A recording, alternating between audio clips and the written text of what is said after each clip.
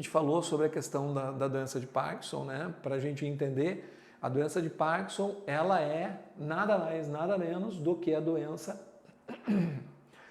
que vem decorrente da degeneração da substância negra, que é quem produz dopamina, que é um neurotransmissor fundamental para o planejamento do movimento. Ponto. Falei em doença de Parkinson, falei em doença de Alzheimer, isso é uma coisa que eu acho muito importante. Deixa cair na nossa... Tem que cair na minha frente, deixa cair na frente de vocês, cai na frente de vocês a clínica das doenças. Então a gente tem que ter domínio sobre a clínica das doenças. Eu vou repetir, a gente tem que ter domínio da clínica das doenças. O domínio da clínica das doenças me leva para a avaliação sabendo que eu posso encontrar algo. Eu vou encontrar algo? Não sei. O domínio da clínica das doenças permite que eu possa ir para a avaliação sabendo que eu vou encontrar algo. Agora, se eu vou encontrar aquele algo, eu não sei.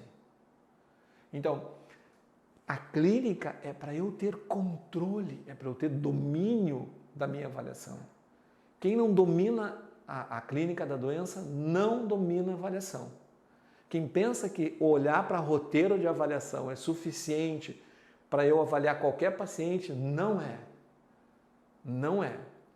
Eu posso ter um roteiro da avaliação, mas eu tenho que saber a clínica. Eu posso não saber a clínica e ter o roteiro não serve para nada. Eu posso saber a clínica e não ter roteiro, eu faço a avaliação. Então, o Parkinson, a doença de Parkinson, né, aqui eu ia dizer o parkinsoniano, o paciente com Parkinson, ele é um paciente que tem sintomas muito característicos. Citei 4 deles antes, eu vou acrescentar a instabilidade postural, o freezing, que é aquele congelamento, ele está caminhando, daqui a pouco ele para, daí tem que esperar passar, né, chegar a dopamina de novo para ele seguir caminhando. Tem, por consequência da instabilidade postural, um risco muito grande de quedas, né? E é um paciente que vai ter dificuldade, inclusive, nas reações de retificação, porque a rigidez vai dificultando a capacidade, vai dificultando o paciente de fazer, por exemplo, tocas de direção, certo? E como a doença vai provocando um mau funcionamento do sistema nervoso em termos de planejamento de movimento, o que vai acontecer com esse paciente? À medida que a doença, à medida que a quantidade de dopamina, tá, vai diminuindo, mesmo resposta à dopamina sintética, certo? Mas à medida que a doença vai evoluindo, o paciente vai diminuindo a capacidade dele de planejar o movimento. À medida que ele diminui a capacidade dele de fazer o movimento ou de planejar o movimento, ele vai ficando com o sistema nervoso, um tecido neuronal com baixa memória. Então ele vai diminuindo a capacidade de guardar o movimento. A consequência disso é um sistema nervoso que vai evoluindo, acho que é essa a palavra, né? Eu costumo usar dematurando, né? Mas eu confesso que eu não sei se a palavra existe, ou seja, vai imaturando, né?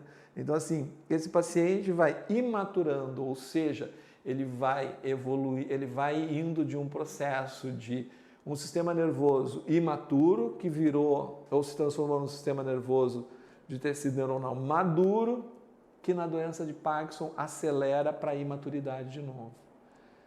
Qual é o padrão de uma criança recém-nascida? Ou seja, qual é o padrão motor de um cérebro, de um encéfalo imaturo?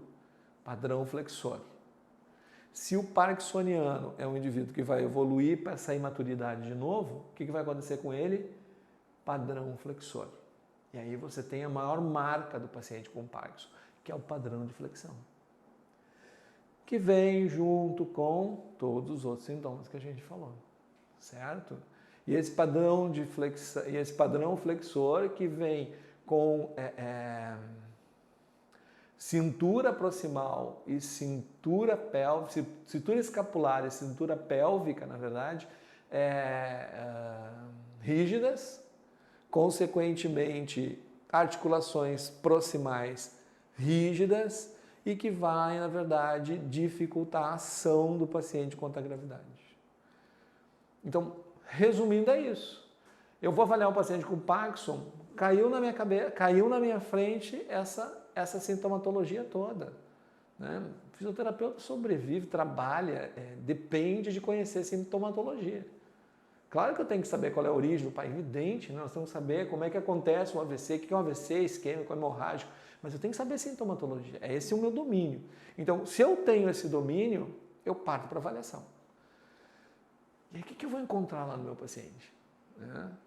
E o que eu encontrar? Como é que eu trabalho com esse paciente? Eu vou encontrar e eu encontro o quê? Eu vou avaliar esse paciente. Vai adiantar eu ficar procurando lá rigidez no paciente? Será que esse paciente tem tremor? Será que esse paciente tem instabilidade postural? Já tem freezing? Né? Então, assim, a questão é, eu tenho que saber esses sintomas e colocar esse paciente para fazer alguma função. E aí eu vou tentar descobrir, principalmente nas trocas posturais, como que o corpo dele vai agir. Quem me dá a resposta do paciente com Parkinson é a contração muscular. Então, para mim, se eu colocar um paciente sentado e pedir para ele levantar, no movimento que ele sentou, no momento que ele sentou e levantou, falando bem de uma avaliação absolutamente funcional, sentar e levantar. Se eu pedir para ele sentar e pedir para ele levantar, não tem a menor dúvida de que o que eu vou ter ali é uma revelação de onde está a doença. Porque esse levantar e sentar vai estar modificado. Como é que eu enxergo isso? Tem dificuldade em enxergar isso? Coloca uma pessoa que tem Parkinson, uma pessoa que não tem Parkinson, coloca as duas sentadas e pede para as duas levantarem. Você vai notar a diferença. Mesmo que o sintoma do paciente com Parkinson seja quase imperceptível. Se o teu olho é clínico, você vai enxergar. Mas eu não saio procurando a rigidez, eu não saio procurando o tremor. Eu ponho esse paciente para fazer alguma coisa. E aí, quando ele faz alguma coisa, a partir daí, eu vou esmiuçando a minha avaliação. Vocês viram que eu não estou falando de itens, não estou falando de tono, não estou falando de trofismo, não estou falando de coordenação, eu estou falando de funcionalidade. Eu não estou usando escala nenhuma, tá? Inclusive tem avaliação de pacientes, tem escalas, né, de evolução do Parkinson e tem escalas de avaliação para Parkinson. Eu gosto dessa avaliação funcional clínica. Para mim, essa avaliação funcional, ela é o que dá norte para o meu tratamento. O meu plano de ação com esse paciente, né, que vai virar o que eu vou propor para ele, com os meus objetivos a curto, médio e longo prazo, que vai me ajudar a construir a estratégia ou definir as condutas que eu vou usar agora e até pensar assim, eu vou usar determinadas condutas agora para daqui a um X tempo eu vou usar essas outras condutas. Essa evolução para mim é extremamente importante. E essa evolução para mim só é possível quando eu consigo fazer uma avaliação funcional. E essa avaliação funcional, ela vai na simplificação da ação. Então assim, parte do deitado e coloque esse paciente em pé. Eu garanto que os sintomas do Parkinson vão aparecer para vocês, certo? Bom, o que eu mais invisto nos pacientes com doença de Parkinson? Movimentos rotacionais. Que eu acho que é o que todo mundo faz e não acho que isso aqui seja algo novo para vocês, mas assim, a rotação para mim é fundamental, né? Porque rotação diminui tônus. Esses pacientes, de uma certa forma, vão estar evoluindo para uma rigidez, se ela não está ali ainda. Né? O movimento rotacional e trabalhar com movimentos rotacionais é pensar lá na frente, é pensar naquele paciente que vai desenvolver a postura parkinsoniana e que vai fazer o movimento de troca de direção em bloco. Né? Então, esse paciente que vai fazer o movimento, essa troca de direção em bloco, é um paciente que eu já preciso ter tornado ele móvel. Então, assim, deixe o paciente com Parkinson cada vez mais móvel. Ele precisa ficar móvel. Quanto mais móvel ele ficar, menos ele vai sofrer os sintomas motores da doença. A doença de Parkinson, ela não é uma doença que provoca só sintomas motores, tem os sintomas não motores, tá? Que nos cabe ficar atento, né? Porque muitos a gente vai poder trabalhar com o paciente ou até orientar o paciente quando ele falar sobre dormência, quando ele falar sobre dores, quando ele falar sobre sensação de câimbras, enfim, né? Mas tem aqueles que são mais de fundo emocional, que os pacientes podem apresentar sintomas emocionais importantes, sintomas psicológicos importantes, alterações sensoriais importantes, né? Modificação, por exemplo, uma alteração, né, na vigília e sono que esses pacientes acabam apresentando em função do comprometimento da formação reticular. Então, assim, a gente vai acompanhar isso e vai encaminhar esses pacientes. Acho que é importante pontuar isso de imediato, assim, né? Tanto a doença de Alzheimer quanto a doença de Parkinson são duas doenças, assim como as outras que a gente ainda vai falar, as outras duas, são doenças que não temos como não pensar num trabalho multidisciplinar ou multiprofissional, tá?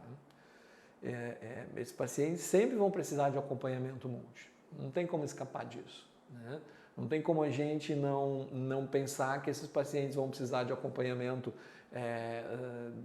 da psicologia, do acompanhamento da nutrição, do acompanhamento da terapia ocupacional, da fonoaudiologia.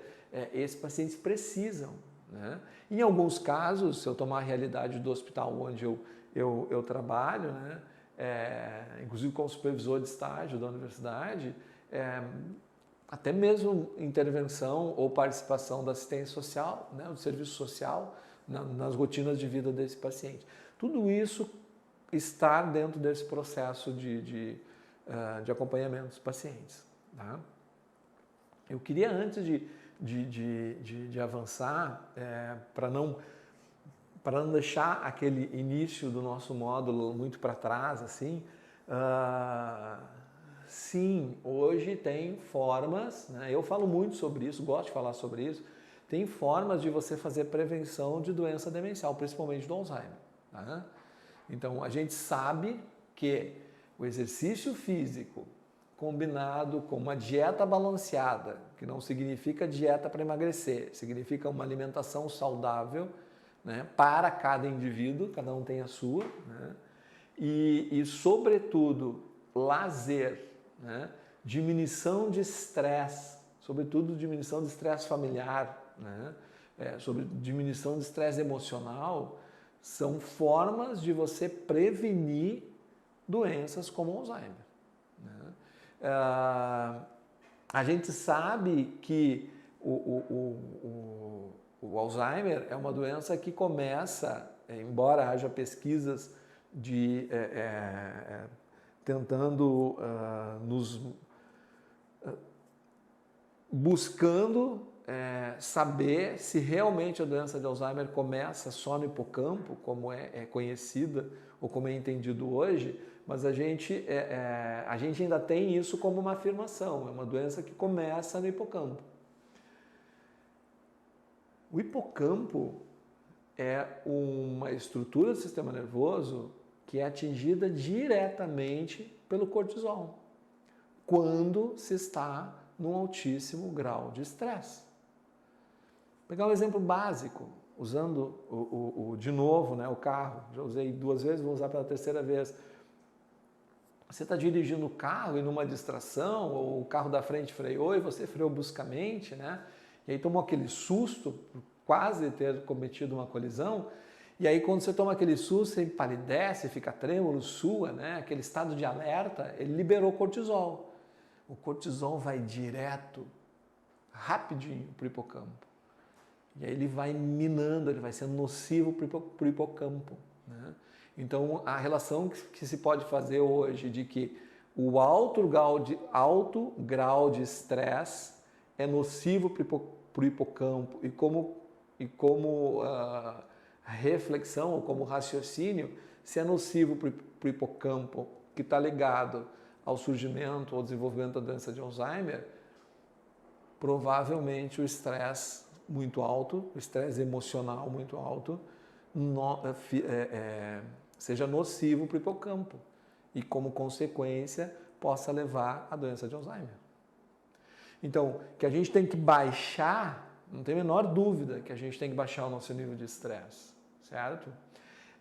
Não há nenhuma das duas doenças, nem Parkinson, nem Alzheimer, não há uma etiologia, uma causa reconhecida hoje na neurociência, né? Não se sabe hoje no nosso meio qual é a causa. Então a gente trabalha muito em cima daquilo que se observa dos pacientes, né? Sobretudo, duas doenças, e eu acho que o Alzheimer hoje ainda é mais que o Parkinson, como novidade, assim, doenças que tinham um ciclo de 6 anos e que hoje tem 10, 15, 20 anos de evolução.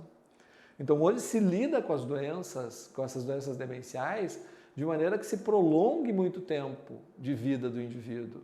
Então a gente tem que prolongar, mas tem que prolongar com qualidade de vida, né? Essa qualidade de vida que a gente quer que o paciente tenha na doença, que aí vai ser na doença, é a mesma qualidade de vida ou é uma qualidade de vida enriquecida que a gente quer antes da doença. Então, assim, com forma de prevenção, né?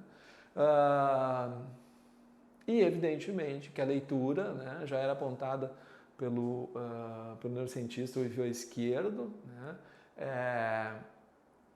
como fundamental para o jogo, né, da memória, para a estabilização da memória e entendido, então, como algo que possa prevenir também contra a doença de Alzheimer.